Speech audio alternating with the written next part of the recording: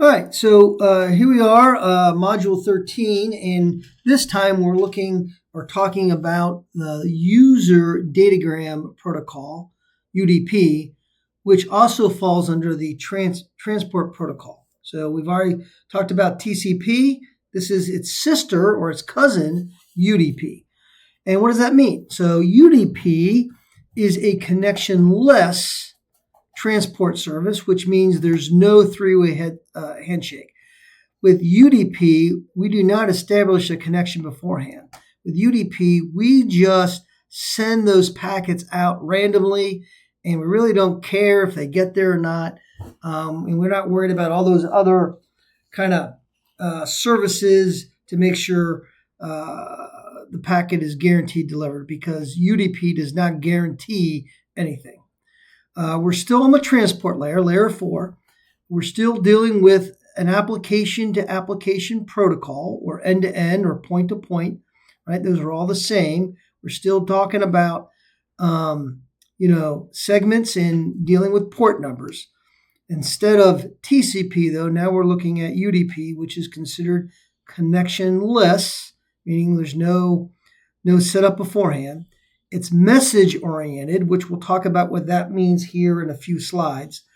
And there's a lot less overhead to it compared to TCP, because UDP does not guarantee delivery, where TCP guarantees it. Again, this is the comparison of the two, where TCP is slower, but it guarantees delivery, typically used with files that need to be complete in order to view and be useful. Where UDP is a lot faster, but does not guarantee delivery. It gives it its best effort, right? And it's typically used for live streaming like Netflix videos, your online video games, voice over IP, those type things. Okay, so it is an end-to-end communication. So IP does not look at or care about what application is being used in that particular packet. IP doesn't care if it's email or a web or what the data is. It only looks at where that needs to go. What is the next hop? Sort of like your mailman or mail person, right? When they're delivering mail, they don't care what's inside your envelopes or your packages. They don't look. They don't care. Their only concern is to make sure the package gets to your house. So IP only concern is to make sure the packet gets to the computer, right? And so from there, it's based on port numbers. So here are some basic services that are available on the internet or on a computer, and then here are the port numbers associated with it that TCP or any transmission protocol would use. So we know HTTP and HTTPS has to do with web. SMTP and POP are email. FTP is sending or receiving a file. And you got your other ones in there too. Okay. So there you go. So UDP is less complex.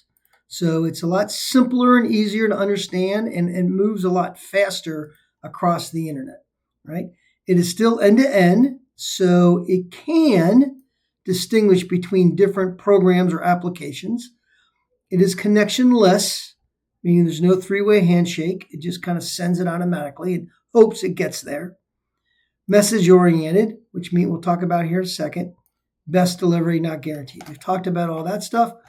Here's a term you need to know. UDP has arbitrary interaction. What does arbitrary interaction mean? Well, that means UDP is able to send packets to another application, and it could send to many applications or receive from many applications. That would be multicast. Or it can communicate with exactly one other computer, one-to-one. That would be unicast. So arbitrary interaction means it could be multicast or unicast. Right? So as a connectionless, as we said, there's no three-way handshake. So here's TCP doing the three-way handshake, creating a connection, and then it'll send data. UDP doesn't make that connection. There's a request made, and then there's a response. And it's that simple. Request, response, request, response. They don't really talk to each other. They don't confirm what happened.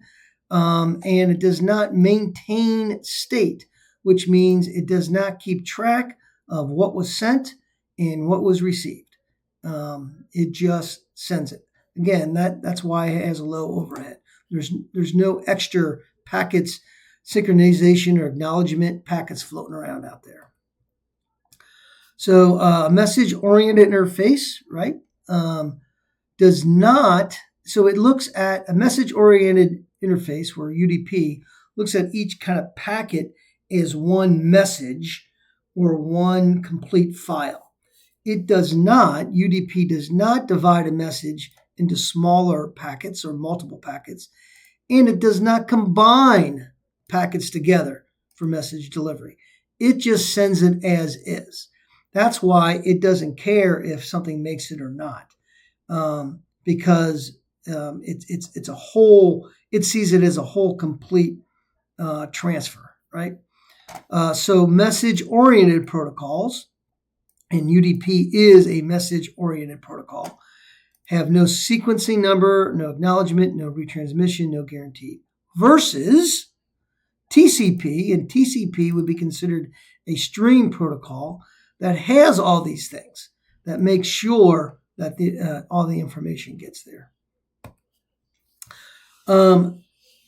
Now, message-oriented interfaces, or UDP, aren't always the most efficient. Yes, they're fast, there's low overhead, but not always the most efficient. So if it sends a message that's really small, the header could be bigger than the payload or the data, and that's not very efficient. Or it might try to send a message out that's really, really big, very large, larger than the network's maximum transmission unit.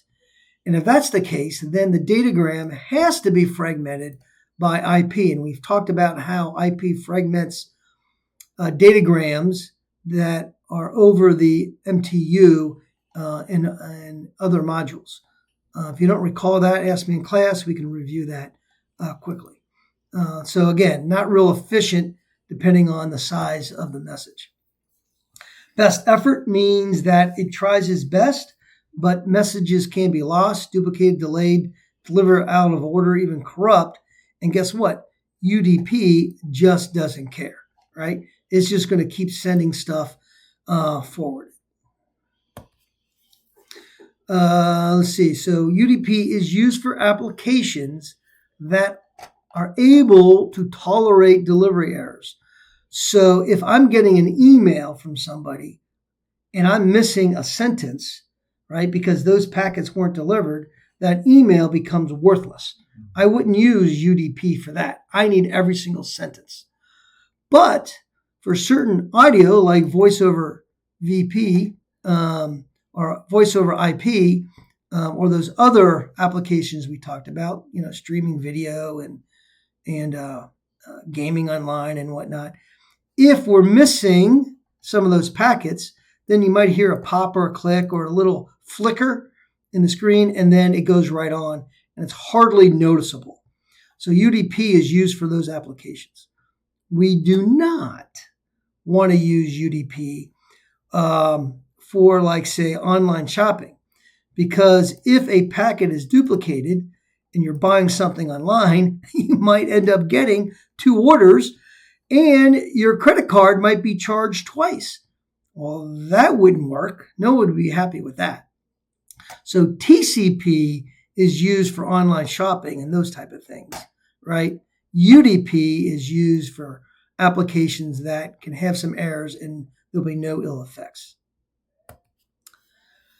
So with UDP, you can interact with other computers any of these ways, right? One-to-one, unicast, one-to-many, many-to-one, right? Multicast, or many-to-many. Now, if it's one-to-many, right, keep in mind that the messages are transmitted over an IP packet using multiclass or broadcast.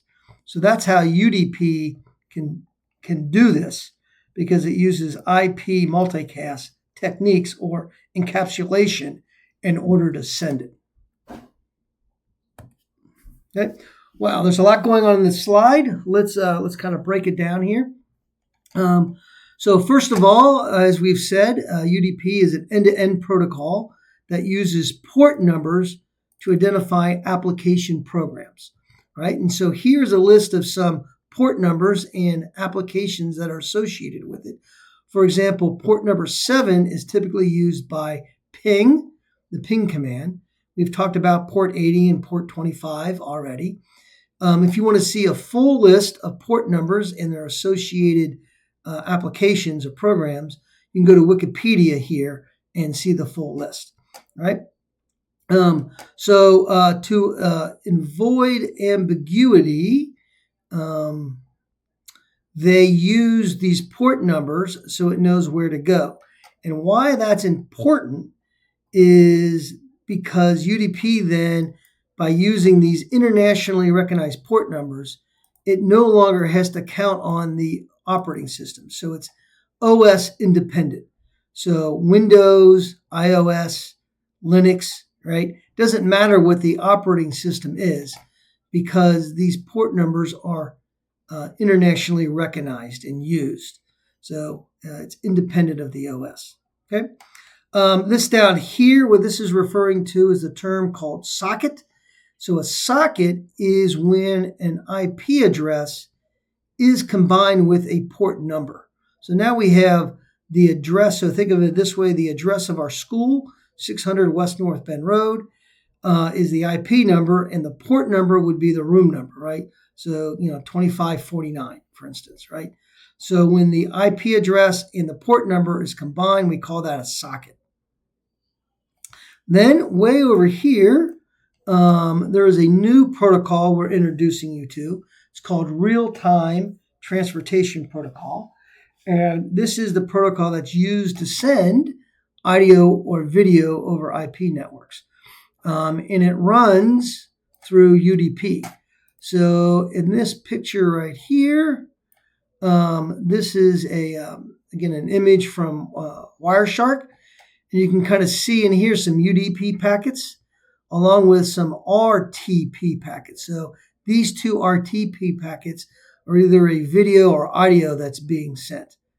Also here you can see TCP and some other packets protocols you should be familiar with. RTCP is similar to RTP. Those are kind of related right there. Okay. Next slide also has a lot of information on it. It's kind of split into two different sections. On the left side here, this just kind of reinforces the fact that different ports are used for different applications. And I've highlighted or I bolded the ones that we've talked about already. Then on the right side of the slide talks about a technology called Teredo. This Teredo technology is named after the Teredo worm that bores through wood and creates tunnels in wood. So what the Teredo technology does is it allows IP version 6 to be used on an IP version 4 network. So IP version 6 packet is encapsulated inside a IP version 4 UDP packet. And then it goes through a Teredo relay. And because of that, because it's using a IP4 UDP packet, NAT, network address translation, is able to take that packet and translate it from IP version 6 to an IP version 4 network. So that's what Teredo is all about. And again, most of this class, we focus on IP version 4, but we throw a little IP version 6 in there because, number one, it's out there, and number two, IP version 6 is growing. We're going to be seeing more and more of that in the years to come. So this is the header for a UDP, notice how simple and small it is, right? Very low overhead. Again, I'm pointing out or focusing on the port source and port destination, which refers to the application. UDP and the transport layer in general does not care about IP or MAC addresses. This is comparing a TCP header with a UDP header. Notice how much smaller the UDP header is. There's no sequencing number. There's no window size. There's none of that guaranteed stuff, right? So again, it's able to transport quicker through the network. But encapsulation works the same way. So whether it's a TCP or UDP here in layer 4, that payload and that header gets encapsulated into a layer 3 packet, which then moves down the protocol stack and gets encapsulated into a layer 2 frame, which then gets sent out onto the physical network. Okay, so these are all terms you should know. TCP or UDP is a little simpler, obviously, than TCP. That's why this video and number of slides is so much less. As always, hit me up in class if you have any questions. Good luck.